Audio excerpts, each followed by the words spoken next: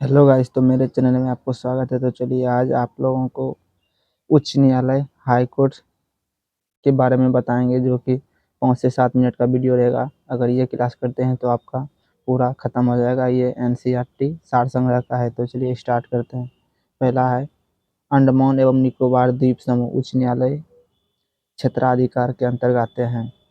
कलकत्ता उच्च न्यायालय के क्षेत्राधिकार में आते हैं। तो चलिए एक बार और करते हैं। अंडमान एवं निकोबार द्वीप समूह किस उच्च न्यायालय के अंतर्गत आते हैं? कलकत्ता उच्च न्यायालय। उच्च न्यायालय के न्यायाधीशों के वेतन और भत्ते किस निधि के से दिए जाते हैं? राज्य की संचित निधि से। उच्च न्यायालय के न्यायाधीशों को वेतन भत्ते किस निधि से दिए जाते हैं? राज्य के संचित निधि से। उच्चतम न्यायालय उच्चतम न्यायालय के न्यायालय से पूर्व किस उच्च न्यायालयों से यह निर्णय दिया गया है कि एक ही बार 3 बार तलाक से तलाक होना गैर कानूनी है? यह उच्च न्यायालय है इलाहाबाद उच्च न्यायालय। उच्चतम न्यायालय के निर्णय से पूर्व किस उच्च न्यायालय ने यह निर्णय दिया है कि एक ही बार में 3 बार तलाक कहने या तलाक होना गैर कानूनी है? यह इलाहाबाद उच्च न्यायालय है। अब है न्यायाधीशों को हटाने की प्रक्रिया में 3 संसदीय समिति है। पहला भारत के मुख्य न्यायाधीश, उच्चतम न्यायालय को कोई अन्य वरिष्ठ न्यायाधीश, उच्चतम न्यायालय का मुख्य न्यायाधीश और एक प्रख्यात विधेयता। एक उच्च न्यायालय का न्यायाधीश अपना त्यागपत्र किसे संबोधित करता है? राष्ट्रपति को। एक उच्च न्यायालय न्यायाधीश अपना त्यागपत्र किसे संबोधित करता है? राष्ट्रपति को। उच्च न्यायालय के न्यायाधीशों की सेवानिवृत्ति की आयु क्या है? 62 वर्ष तक। एक उच्च न्यायालय की न्यायाधीश की सेवानिवृत्ति की आयु क्या है? 62 वर्ष। जब सर्वोच्च न्यायालय की किसी व्यक्ति अथवा संस्था को उसके दायित्व के निर्वहन हेतु रिट जारी करते हैं तो उस लेख को क्या कहते हैं? परमादेश। जब उच्च न्यायालय किसी व्यक्ति अथवा संस्था को उसके दायित्व को निर्वहन हेतु रिट जारी करता है तो उस लेख को क्या कहते हैं? परमादेश। भारत में उच्च न्यायालयों की कुल संख्या कितनी है? 25। भारत में उच्च न्यायालयों की कुल संख्या कितनी है? 25। संपत्तिक अधिकार वर्तमान में वैधानिक अधिकार है जिसकी रक्षा के लिए उच्च न्यायालय रिट जारी कर सकता है। संपत्तिक अधिकार वर्तमान में वैधानिक अधिकार है, इसकी रक्षा के लिए उच्च न्यायालय रिट जारी कर सकता है। राज्य के उच्च न्यायालय का मुख्य क्षेत्राधिकार के अंतर्गत कौन सा अधिकार नहीं आता है? परामर्श संबंधित क्षेत्राधिकार।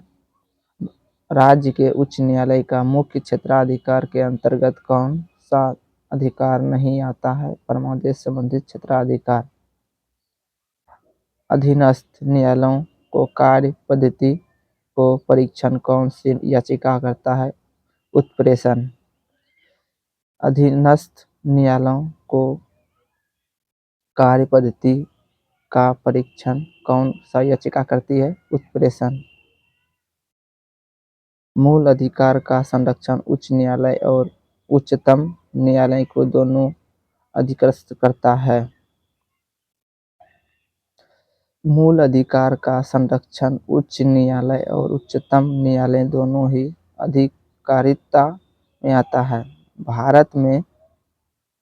भारत के संविधान के अनुसार जिला न्यायाधीश के अंतर्गत कौन सम्मिलित नहीं है? अधिकरण न्यायाधीश। भारत के संविधान के अनुसार जिला न्यायाधीश के अंतर्गत कौन सम्मिलित नहीं है?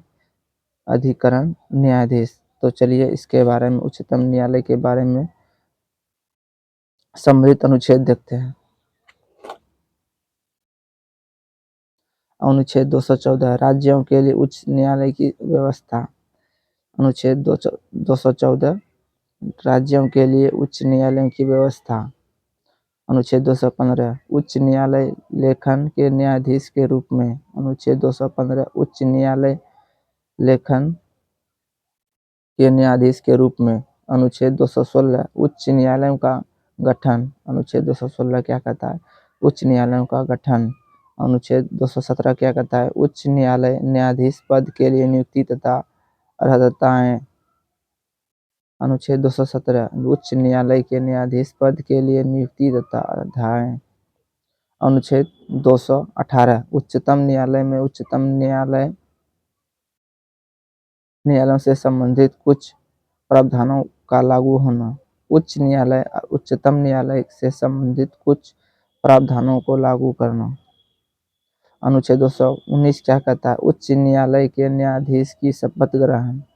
अनुच्छेद 219 उच्च न्यायालय के न्यायाधीश की शपथ ग्रहण। अनुच्छेद 220 क्या कहता है? अस्थायी न्यायाधीश बहाल होने के बाद प्रैक्टिस पर संबंधित। अनुच्छेद 220 क्या कहता है? अस्थायी न्यायाधीश बहाल होने के बाद प्रैक्टिस पर प्रतिबंध। अनुच्छेद 221 न्यायाधीशों का वेतन भत्ते इत्यादि। अनुच्छेद 221 न्यायाधीशों के वेतन भत्ते इत्यादि। अनुच्छेद 222 किसी न्यायाधीश का एक उच्च न्यायालय से दूसरे उच्च न्यायालय से हस्तांतरण। अनुच्छेद 222 किसी न्यायाधीश का एक उच्च न्यायालय से दूसरे उच्च न्यायालय से हस्तांतरण।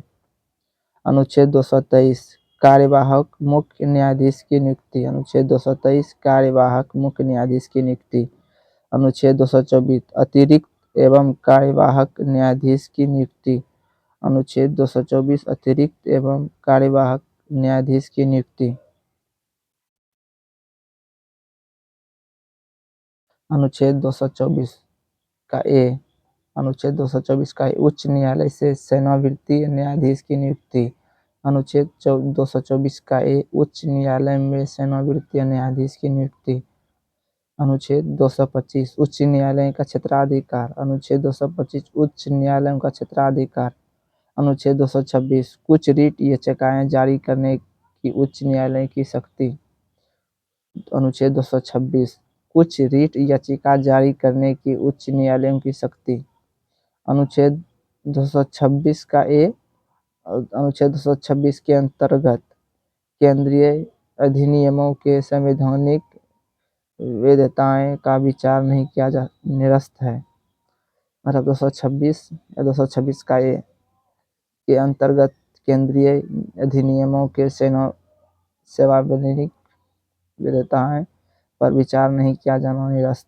अनुच्छेद 227 उच्च न्यायालय की सभी अधीनस्थ न्यायालयों पर अधीक्षण की शक्ति।